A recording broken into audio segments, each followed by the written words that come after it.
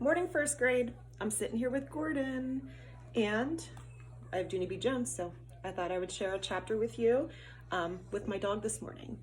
Gordon snores, so if you hear that, it's him snoring. He's very lazy. So the first chapter in Toothless Wonder is called Prizes. And there she is, that little stinker. Dear first grade journal, today we're having a speaker in room 1.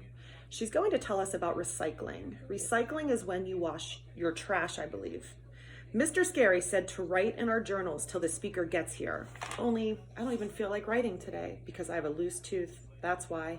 And that thing is driving me crazy. Also, every time I write in this journal, I have to look up words in the dumb dictionary. She uses poor word choices. Except sometimes Mr. Scary spells the words on the board for us, and then I have to cross out my mistakes. Plus, also, I erase holes in my paper. Spelling is not a breeze, I tell you. That is all I feel like writing today. I'm done with this thing, and I mean it. From Junie B., first grader.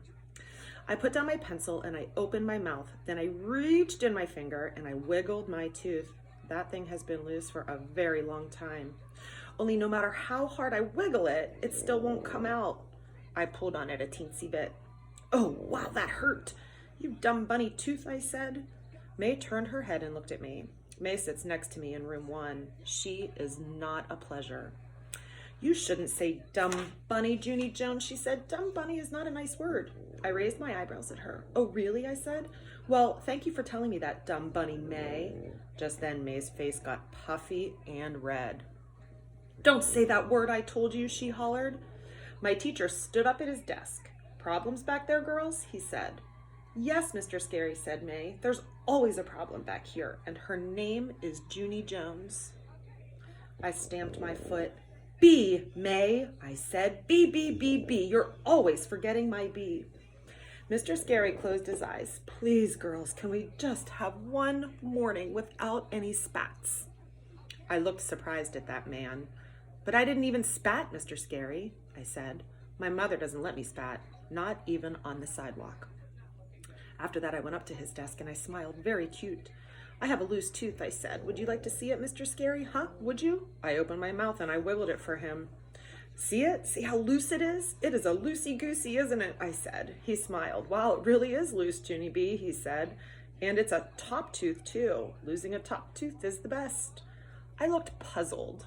Puzzled meant she was confused. It is? How come it's the best, Mr. Scary? I asked.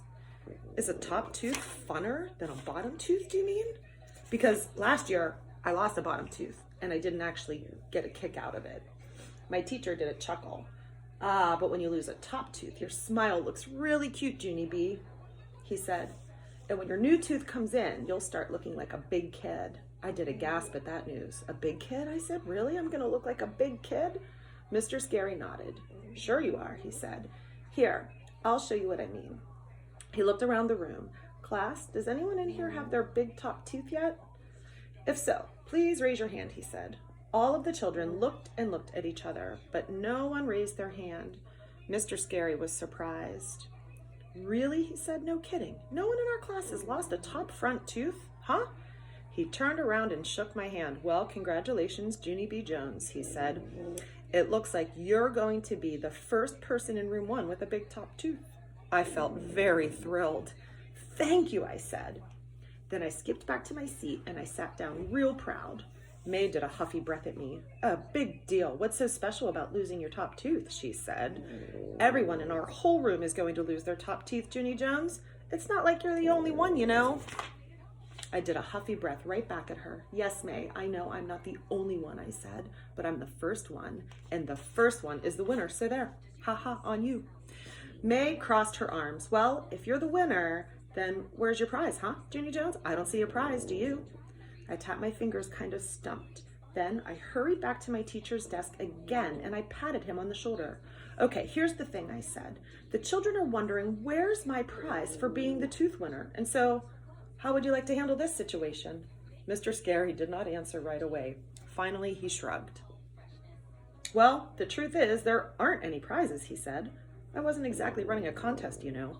Yeah, I know, I said, but I bet you could still come up with A little something to make me happy. I pointed at his desk drawer. I bet there's something in there probably, I said.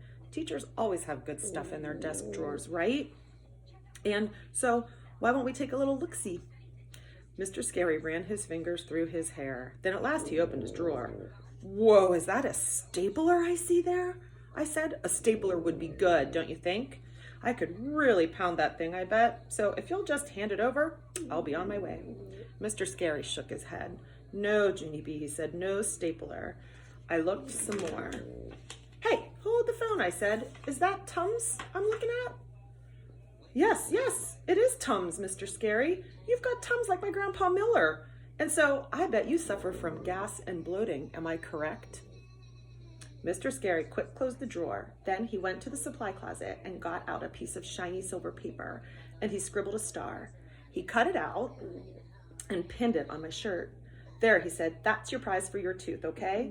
You get to wear a shiny star for being the winner. Now please go back to your seat.